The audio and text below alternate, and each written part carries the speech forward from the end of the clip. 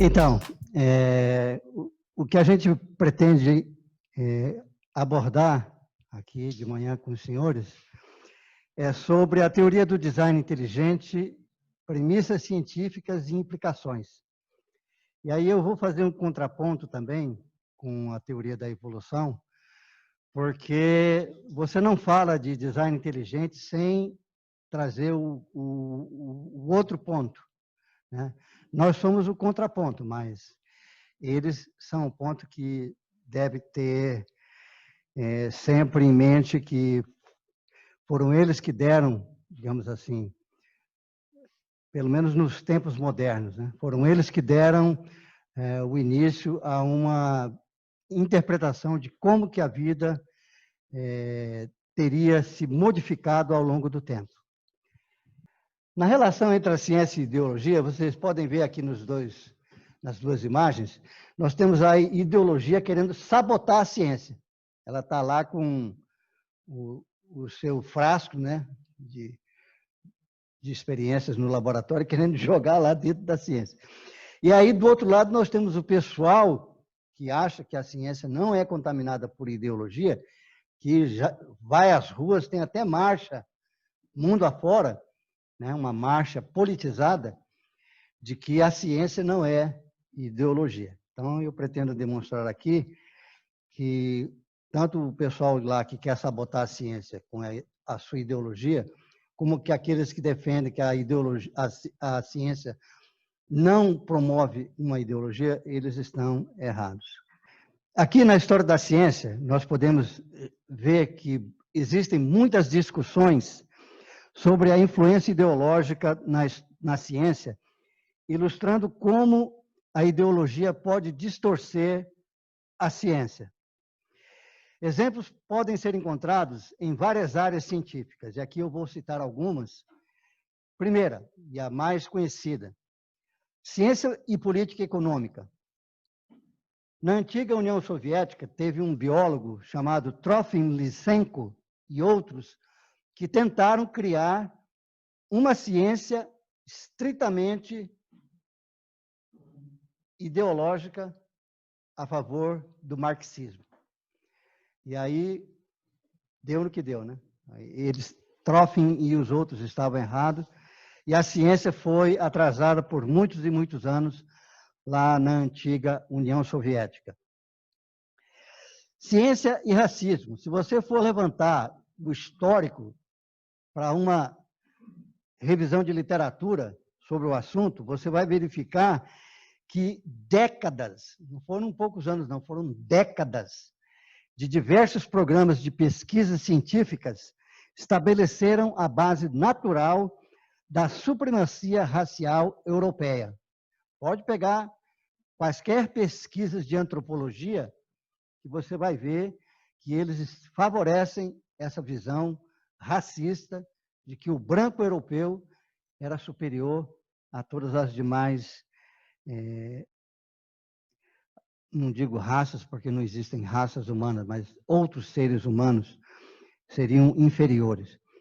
No século XX, a eugenia continuou o legado da ciência racista em sua ampla adoção por toda a Europa e América do Norte. Aí fiquem pasmos vocês que são cristãos. Mas as igrejas cristãs adotaram a eugenia. E o exemplo mais terrível que nós temos da aplicação de uma ideologia em cima da ciência foi o Holocausto na Segunda Guerra Mundial, em que mais de 6 milhões de judeus, ciganos, homossexuais e outras nacionalidades foram mortos. Chegando aqui um pouco mais para a nossa presente realidade, a ciência e gênero. Acabei de receber no meu WhatsApp, diga não ao gênero. É uma ideologia vasta, complexa e polêmica, mas que está sendo ideologizado dentro da ciência, favorecendo a agenda LGBTS. Uma que nos interessa aqui, para os que são de subjetividades religiosas, ciência e religião. A raiz da ciência moderna, nós sabemos, ela se deu no berço de uma Europa cristã. E que hoje, infelizmente, já não tem mais esse testemunho. Mas foi ali, naquela Europa de berço cristão, que a ciência moderna, como nós conhecemos, surgiu. A raiz dessa ciência que se dá nesse lugar, hoje ela é fortemente ideologizada pelos valores do materialismo filosófico. Mas, surpreendentemente, com a ideia de Deus retornando para o espaço acadêmico e sendo discutido com a própria sociedade. Isso já está acontecendo, ainda que muito devagar, mas está acontecendo nos Estados Unidos, na Europa, e nós veremos daqui a pouco nessa palestra como que se dá essa relação de ideologia nesse campo de estudos. E, por último, o cientificismo, que é... o cientificismo, ele diz que, basicamente, o único conhecimento que existe... O único conhecimento que existe é aquele que é dado pela ciência. A ciência que pode exclusivamente descrever a realidade da racionalidade científica. Então, essa é uma epistemologia muito restritiva. Por quê? Porque ela vai dizer que poesia, literatura, música, belas artes, religião ou a ética, elas não são consideradas fontes de conhecimento porque elas não são geradas pelos métodos científicos. Então, agora nós veremos alguns casos onde existe essa relação que eu chamo relação incestuosa da ciência e da ideologia. Alguns exemplos ideológicos que nós encontramos sobre a origem do universo e da vida. Muito pouca gente leu esse livro, muito pouca gente pesquisa esse livro do Darwin, é Descent of Man. E ele vai dizer o que o motivou a escrever a teoria da evolução. Eu tinha dois objetos distintos em vista. Em primeiro lugar, para mostrar que as espécies não foram criadas separadamente, e, em segundo lugar, que a seleção natural foi o principal agente de mudança, embora em grande parte auxiliada pelos efeitos herdados do hábito e ligeiramente pela ação direta das condições circundantes.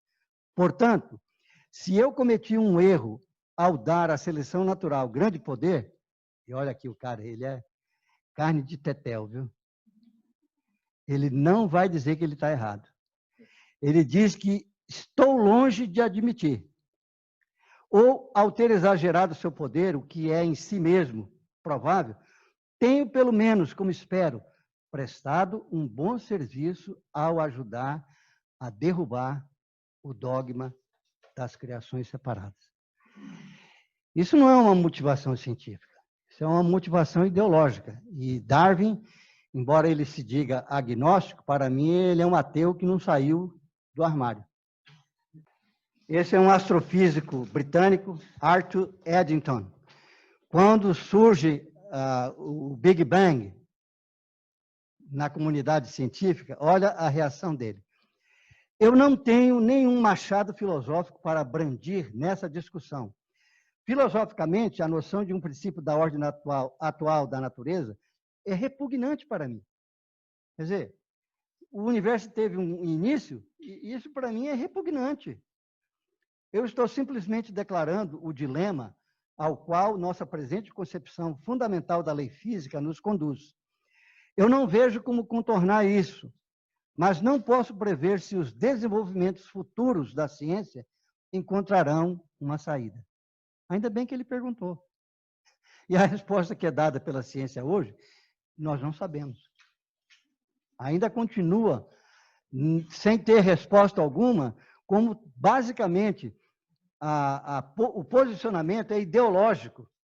A noção de um princípio da ordem atual da natureza é repugnante para alguns cientistas. Um grande físico também, Robert Dicke, físico americano da Universidade de Princeton. Um universo infinitamente antigo nos libertaria da necessidade da compreensão da origem da matéria em qualquer tempo finito no passado. Ele está simplesmente advogando que nós devemos continuar ignorantes a respeito da origem da matéria.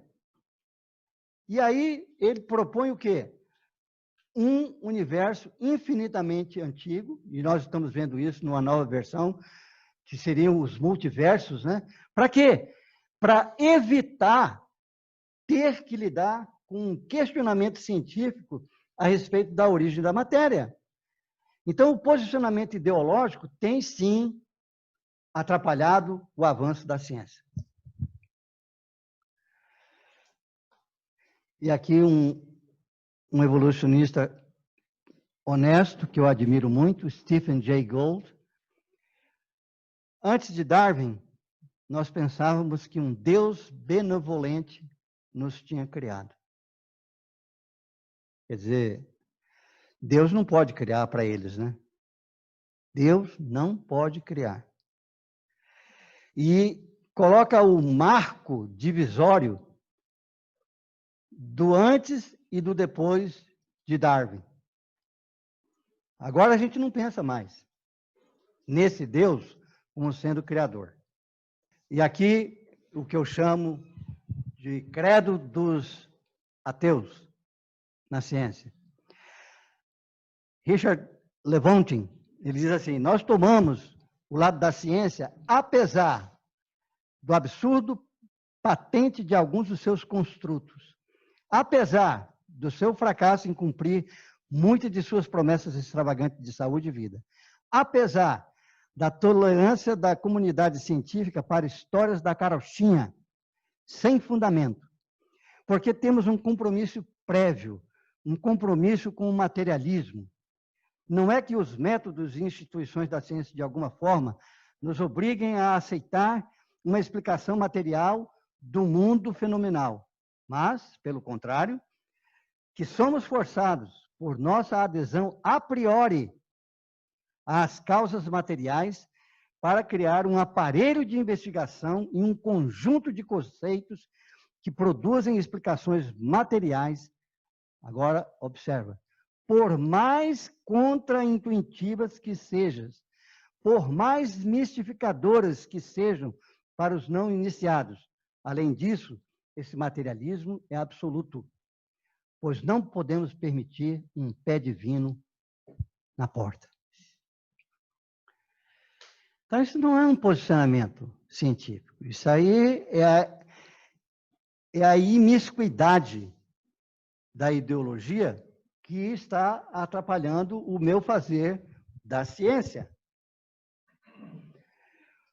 Mais recente, o Richard Dawkins, que é o papa do ateísmo moderno, pós-moderno, sei lá o que for, ele diz assim: penso igualmente que, antes de Darwin, o ateísmo até poderia ser logicamente sustentável, mas só depois de Darwin é possível ser um ateu intelectualmente satisfeito.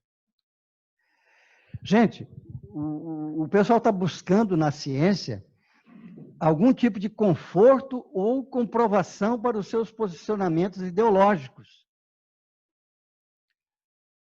Que eu saiba, o último artigo que esse homem escreveu já faz mais de 2 décadas, ou talvez beirando 2 décadas.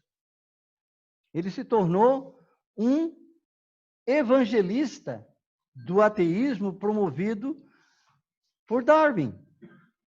E aí muita gente fala, olha, mas Darwin disse que ele não era ateu. Ele realmente disse que não era ateu. Ele se dizia agnóstico. E o agnóstico, para mim, é o ateu que não teve tempo de sair do armário.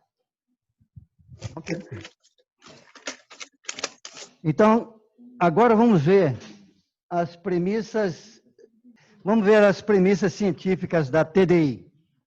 E aqui, mais uma vez, eu leio um pouco extenso, mas a teoria moderna do design inteligente não foi elaborada, como dizem muitos por aí, do outro lado, né? Que a TDI foi uma resposta a um revés legal que os criacionistas americanos sofreram em 1987. Ela foi, na verdade, proposta no final dos anos 1970 e início dos anos 1980 por um grupo de cientistas, 2 deles eu tive o prazer de conhecer. Charles Thaxton, Walter Bradley, que foi professor visitante na UFMG, Belo Horizonte, e Roger Olson, que tentaram explicar nesse livro, né, um mistério duradouro da biologia moderna, que é explicar a origem da informação digital codificada ao longo da estrutura molecular do DNA. E aqui eu abro um parênteses para contar uma história minha. Eu fiz uns estudos nos Estados Unidos e lá na universidade tinha aqueles avisos, né? Aí tinha assim, professor de mudanças pede ajuda dos alunos, tá? Aí eu compareci. Fizemos a mudança do Charles Thaxton e ele deu para cada um de nós $15 na época, era um bom dinheiro, e um livro, esse livro que eles escreveram. Quando eu abri o livro, eu vi que era química pura. Aí eu guardei, nem li. Só vim ler esse livro quando eu voltei para o Brasil em 1985. Acho que é Origins. Origins of Life. Isso. Então, ele me deu esse livro que eu trouxe para o Brasil, só fui ler em 1985. Mas também não aceitei, porque eu era meio do outro lado para lá. Não, eu era ateu mesmo. Então, Thaxton e seus colegas, eles concluíram que as propriedades portadoras de informações do DNA forneciam fortes evidências de uma inteligência de projeto anterior, mas eles não especificavam essa inteligência. É o que a TDI moderna faz, não especifica quem é o designer. Só fala a respeito das suas consequências, daquilo que é encontrado na natureza e é lido como sendo sinais de inteligência. Então, eles propuseram esse livro em 1984, 3 anos antes da decisão da Suprema Corte dos Estados Unidos, que proibiu o ensino do criacionismo naquele país. Então, as premissas do design inteligente diferem do criacionismo. O criacionismo, ou ciência da criação, defendida por alguns na TDI, conforme definido pela Suprema Corte dos Estados Unidos, defende uma leitura particular do livro de Gênesis na Bíblia, normalmente aquela que defende que Deus criou a Terra em 6 dias literais, de 24 horas, há apenas alguns milhares de anos. A TDI não oferece esse tipo de interpretação, nem postula uma teoria sobre a duração dos dias bíblicos, muito menos a respeito da idade da Terra. Em vez disso, a TDI postula uma explicação causal para a complexidade que é observada na vida. Então, o que não é a TDI? Então, a TDI não é criacionismo. E o que é a TDI? E aí nós temos a teoria do design inteligente, como ela é definida pelo Discovery Institute, que é a nossa célula máter. A teoria do design inteligente afirma que certas características do universo das coisas vivas são mais bem explicadas por uma causa inteligente e não por um processo não dirigido como a seleção natural. Empregando os métodos comumente usados por outras ciências históricas, a teoria da evolução é uma ciência histórica. Você sabia disso? Eles não gostam de ouvir, mas a teoria da evolução de Darwin é uma teoria científica de longo alcance histórico. Tentem explicar a origem das espécies. Então, vai naquele milhões e milhões e milhões de anos para trás. Mas, quanto às suas premissas científicas fundamentais da TDI, elas são complexidade irredutível de sistemas biológicos e a informação complexa e especificada. Agora, eu tenho visto que, assim como o darwinismo partiu em direção como suporte teórico para determinadas áreas científicas, eu estou vendo também o design inteligente sair dessa explicação minimalista a respeito da realidade e abrangendo outras áreas científicas, como nós vimos aqui nessas palestras, em algumas dessas palestras. A forma de informação que observamos é produzida por ação inteligente e, portanto, indica design de forma confiável. É geralmente chamada de complexidade especificada ou informação complexa e especificada. Eu bato nessa tecla, apesar de nós já termos lido ainda há pouco atrás, é porque parece-me que a gente está perdendo, sabe, as diretivas que foram propostas na busca da gente trabalhar em áreas científicas diferentes e esquecer desse detalhe. A complexidade especificada, ela não precisa ser encontrada unicamente nos sistemas biológicos, como proposto pelo Michael Bigg, e nem ser informação complexa e especificada unicamente aquela que é proposta pelo William Dembski. Afinal de contas, aqui eles são só norte, gente. É como se fosse um mapa de GPS que deve fundamentar a nossa pesquisa. Então, ao contrário do que muitas pessoas supõem, o debate sobre o design inteligente é muito mais amplo do que o debate sobre a teoria da evolução de Darwin. Então, eu vejo que a gente está batendo, sabe, em um cachorro que já morreu faz tempo, mas a gente está perdendo tempo com isso, no que eu chamo de embate de guerra cultural. Por quê? Por que nós estamos perdendo tempo? Porque as evidências científicas a favor do design inteligente não estão lá na teoria da evolução de Darwin. Ela vai ser encontrada nessas áreas aqui. E eu dou graças a Deus, e aí você que não acredita em Deus, me perdoe, mas eu dou graças a Deus que tem gente dentro do design inteligente que está trabalhando com física e cosmologia. Está trabalhando com a origem da vida e o desenvolvimento da complexidade biológica. As implicações ideológicas das premissas da TDI. Então, aqui nós temos o que pode, basicamente, ilustrar, né? Porque geralmente o pessoal já associa o design inteligente com um criacionismo disfarçado, né?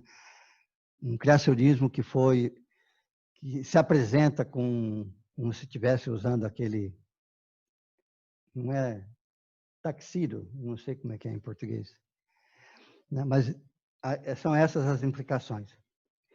Então, vamos ver alguns exemplos ideológicos das premissas científicas da TDI. Anthony Flew foi o ateu intelectual mais notável no mundo da língua inglesa, até que Richard Dawkins o suplantou.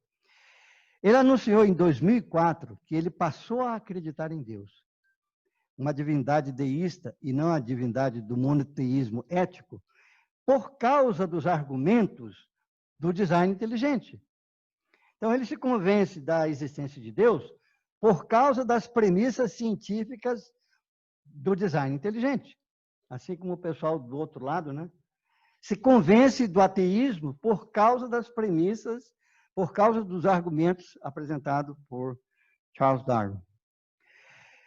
E aqui, uma surpresa inesperada.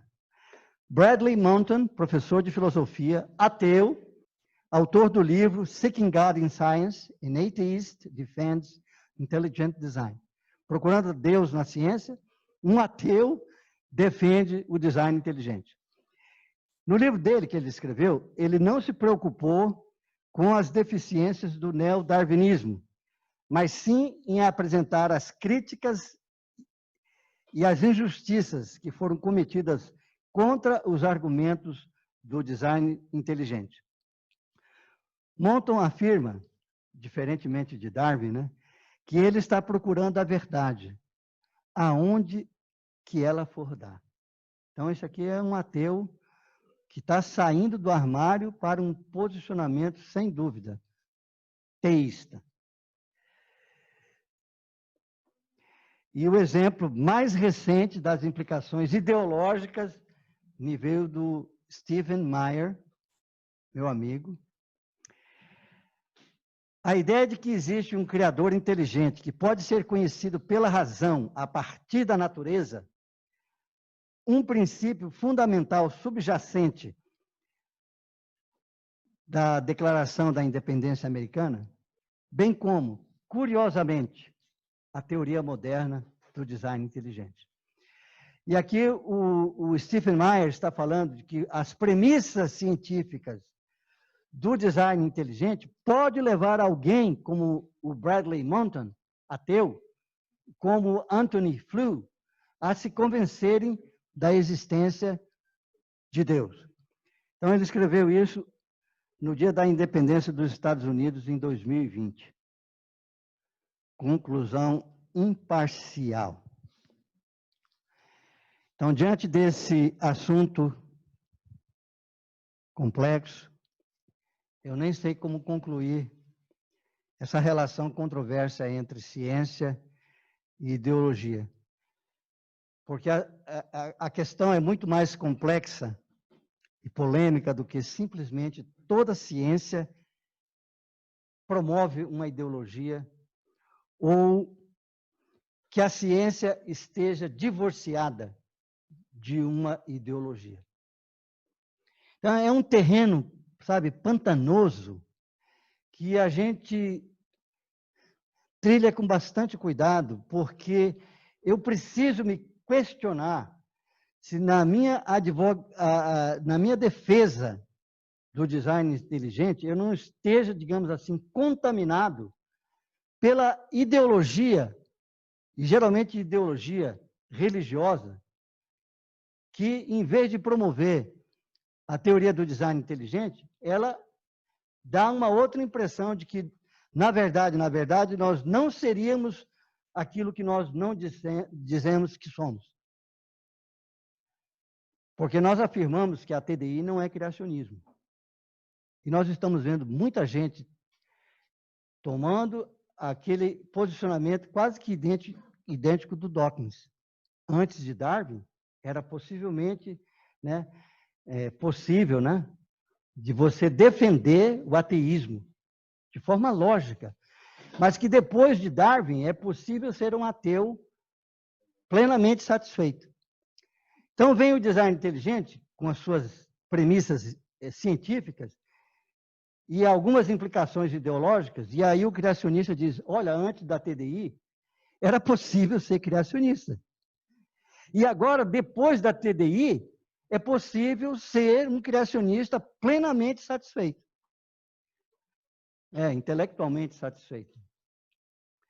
Então, eu sei que é complexo, e aí eu vou ficar no meu posicionamento cético. Eu não vou caricaturar nem os defensores do evolucionismo e nem os defensores aqui do design inteligente como sendo pessoas que estão promovendo as suas ideologias particulares. O convencimento das premissas científicas não tira o seu caráter de cientificidade se tiver implicações ideológicas. Afinal de contas, a ideologia faz parte do ser humano. Então, a turma do lado de lá vai puxar a brasa para a sardinha dele. E alguns aqui do nosso lado vai puxar a brasa para a sua sardinha. Mas eu quero ficar nesse caminho que eu tenho andado ao longo da vida, que é ouvir os dois lados e procurar uma terceira via. Não é ficar em cima do muro.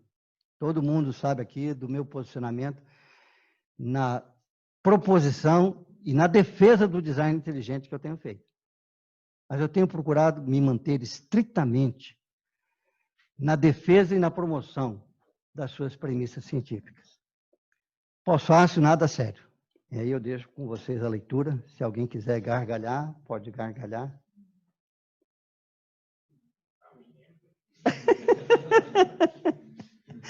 Agora, o pós-fácil, muito sério, mas utópico, que é a minha posição. O empreendimento científico, para o bem da ciência, não deveria ter viés ideológico. Muito obrigado.